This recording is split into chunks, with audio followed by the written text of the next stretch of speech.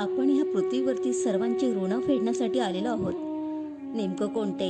तर मातृऋण, आईची ऋणं, पितृऋण, वडिलांची ऋणं, अतिथी ऋण म्हणजे पाहुण्यांची ऋणं, आचार्य ऋण म्हणजे गुरुजनांची ऋणं. या सर्वांची ऋणं फेडण्यासाठी आलेलो आहोत. मानव हा खूप मोह, माया, वासना आणि लालसेने अंगी भरलेला असतो. त्याला ह्या सर्व गोष्टीचा विसरच पडतो. आपण ह्या पृथ्वीवरती, ह्या भूतलावर जन्माला आलो आहोत काहीतरी कार्य पूर्ण करण्यासाठी. आपल्या हातून काही राहिलेल्या गोष्टी, काही कार्य अर्धवट राहिलेत ते पूर्ण करण्यासाठी आलेलो आहोत. म्हणून तर आपल्याला हा मानव जन्म प्राप्त झालाय ना. एक छोटीशी गोष्ट आहे मित्रांनो. एक कुटुंब असतं. त्या कुटुंबामध्ये आई व मुलगा आणि त्याची बायको असते. तिघंजणं राहत असतात. आई, मुलगा आणि त्याची बायको हे तिघंजणं. त्यांच्या लग्नाला बरेच वर्ष झालेले असतात मुलाच्या. आई बोलत असते मुलाला की काय हरकत नाही आहे, असं त्याला सांगत असते मुलाला. होईल आपल्याला देवाच्या कृपेने. तर काही वर्षानंतर त्यांना ना मूल होतं आणि खूप छान गोंडस आणि छोटंसं असं छान बाळ त्यांना जन्माला येतं त्यांच्याकडे. मग ते ना त्या बाळाला घेऊन घरी येतात. त्यांच्या घरी जेव्हा हॉस्पिटलमधून आणतात ना तेव्हा घरी येतात. तर ते घरी आल्यानंतर त्यांच्या घरामध्ये त्यांच्या गुरूंची फोटो फ्रेम असते, त्यांच्या गुरुजनांची. तसं आपण कसं देवाचा फोटो वगैरे, तसं त्यांचे ते गुरु असतात. त्या गुरूंची फोटो फ्रेम असते. तर ते घरामध्ये आल्यानंतर पहिला त्या फोटो फ्रेमजवळ त्या बाळाला घेऊन जातात. आपण कसं मंदिरात गेलं बाळाचं डोकं टेकवतो देवाला, देवाच्या चरणाशी, अगदी तसं ते बाळाला घेतात आणि त्या गुरूंच्या फोटोजवळ नेतात आणि असं स्पर्श करवतात. त्यावेळी नेमके त्या बाळाचे हात असतात ना, असे ओपन असतात ना, उघडे. तर ते हात गुरूंच्या फोटोला स्पर्श होतात. म्हणजे असं वाटतंय जणू का तो बाळ छोटं त्या गुरूंना आशीर्वाद घेतोय, स्पर्श करून प्रणाम करतोय. झालं काही महिन्यानंतर ते बाळ 7-8 महिन्याचं होतं. थोडंसं रांगायला लागतं, ढोपऱ्या चालायला लागतं. तर त्यावेळी नेमकी त्याची आजी आहे ना, ती देवघरामध्ये पूजा करत असते. तर पूजा करतेवेळी आजी जरा थोडं कामासाठी अशी जरा उठते थोडा वेळ अशी. तेव्हा नेमकं हा बाळ रांगत ढोपऱ्या असं त्या देवघरामध्ये जातं. त्या देवघरामध्ये प्रवेश करतं आणि त्या देवघरामध्ये दिवा, समई, अगरबत्ती हे सगळं पेटलेलं असतं. त्यावेळी तो बाळ नेमका त्या घंटी उचलतो. ती घंटा असते ना देवघरातली, ती उचलतो. पण तो बाळ कुठल्या अगरबत्तीला, कुठल्या समईला, कुठल्या दिव्याला काही हात लावत नाही. ना फुलाची ताटली, फुलांनी भरलेली ताटली असते तिथे, त्या ताटलीलाही तो काय हात लावत नाही, सांडवत नाही, खेचत नाही, पाडत नाही, काही नाही. फक्त ती नेमकी घंटा उचलतो आणि ती घंटा अशी असं जमिनीवर कशी आपटतात असं हळूहळू लहान बाळ तसं तो आपटत असतो. म्हणजे वाजवण्याचा प्रयत्न करत असतो. मला सांगण्याचं तात्पर्य आहे की तो वाजवण्याचा प्रयत्न करत असतो. त्यावेळी त्या बाळाची आजी पटकन येते. अरे अशी म्हणजे बाळाला अशी, अरे बाबू काय करतो तू, अशी त्यावेळी ती बाळाला घेते आणि साईडला ठेवते.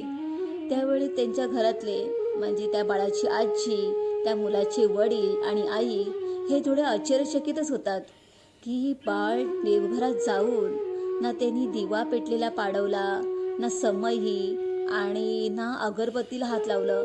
कुठलं नुकसान काही नाही केलं त्यांनी, ना स्वतःला पण आणि ना देवघरामध्ये कुठल्या पूजेच्या वस्तूला त्यांनी हात लावलं. म्हणजे उथलफटल करतात ना, पाडतात वगैरे, असं सांडवतात, तसं काही नाही. बरोबर ती घंटाच नेमकी घेतली आणि तो वाजवण्याचा प्रयत्न वाजवत होता. तर ते झालं. काही वर्षानंतर ते बाळ 2.5 वर्षाचं होतं, 2.5-3 वर्षाचं होतं.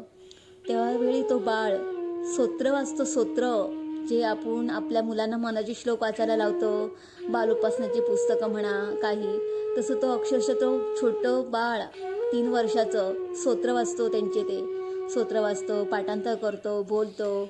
संध्याकाळ झाली तर घरामध्ये देवपूजा, आईवडिलांना नमस्कार आणि अगदी त्याचं ना रुटीन ना एकदम छान. म्हणजे संध्याकाळ झाली तर थोडं देवपूजा करणं, आपला अभ्यास करणं, सगळ्यांशी असं एकजुटीने राहणं, खूप छान त्याचं असं 2.5-3 वर्षाचं.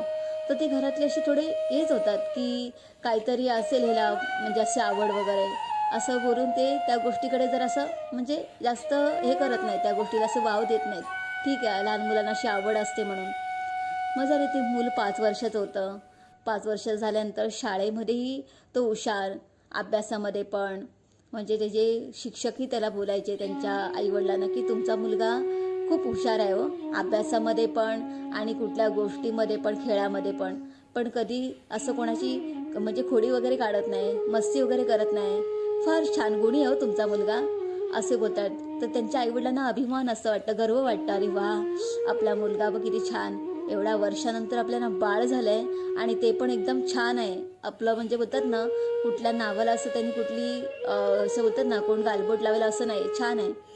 तर ना अचानक काही म्हणजे दिवसानंतर त्या बाळाला आहे ना डोक्यामध्ये दुखतं, त्या मुलाला, त्या 5 वर्षाच्या मुलाला डोक्यात दुखतं. त्यावेळी ते आई वडील त्या मुलाला घेऊन हॉस्पिटलमध्ये जातात. डॉक्टर चेकअप वगैरे करतात आणि त्या मुलाच्या वडिलांना आणि आईला सांगतात की तुमच्या मुलाच्या डोक्यात थोडं प्रॉब्लेम आहे, तर आपल्याला त्याचं ऑपरेशन करावं लागेल. तर ते म्हणतात ऑपरेशन एवढ्या छोट्या मुलाचं?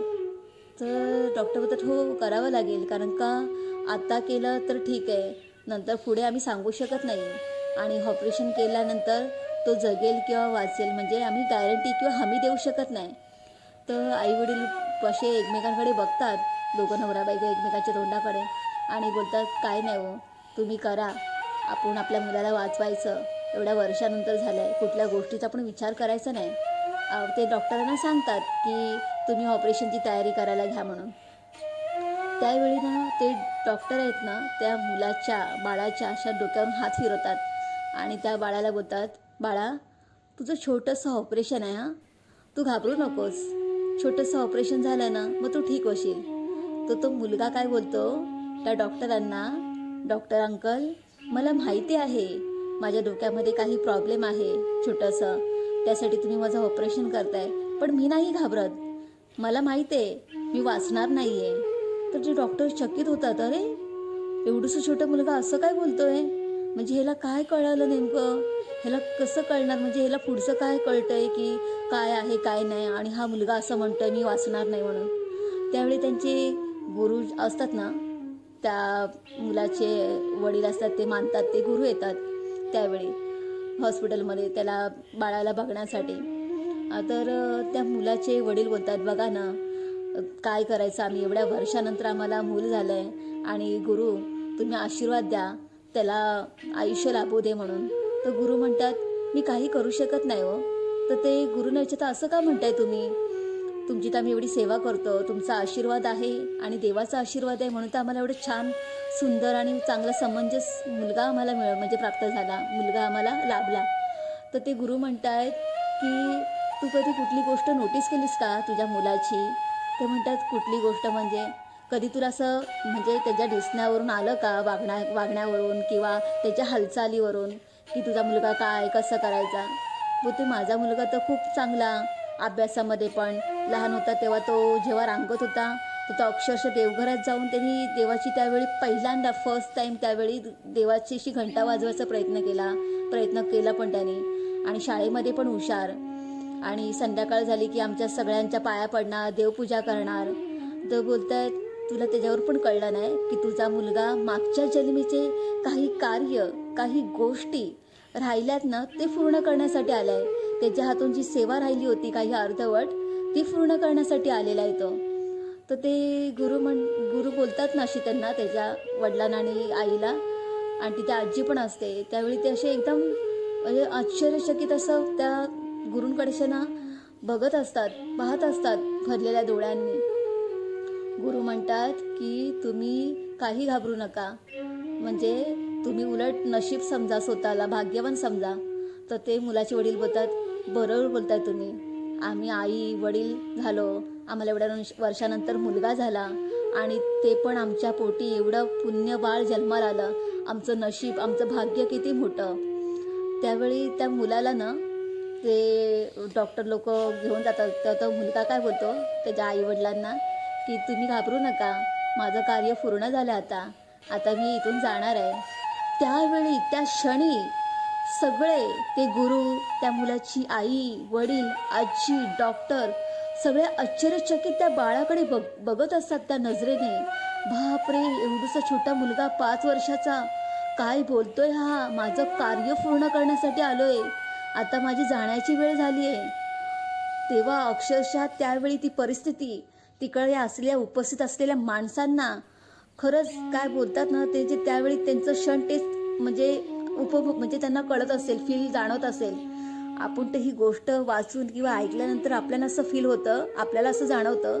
तर विचार करा त्यावेळी त्या माणसांना काय वाटलं असेल ऐकून त्या बाळाचे शब्द कानी पडल्यावर, की माझं कार्य पूर्ण झालंय, आता माझी जाण्याची वेळ आली आहे. तर मित्रांनो, मला ह्या गोष्टीवरून तुम्हाला एवढंच सांगायचं आहे की आपण ह्या पृथ्वीवरती आलोय ना, तर आपलं काही कार्य राहिलेले आहेत, काही आपल्या हातून गोष्टी अर्धवट राहिलेल्या आहेत, त्या पूर्ण करण्यासाठी आपण इथे आलो आहेत.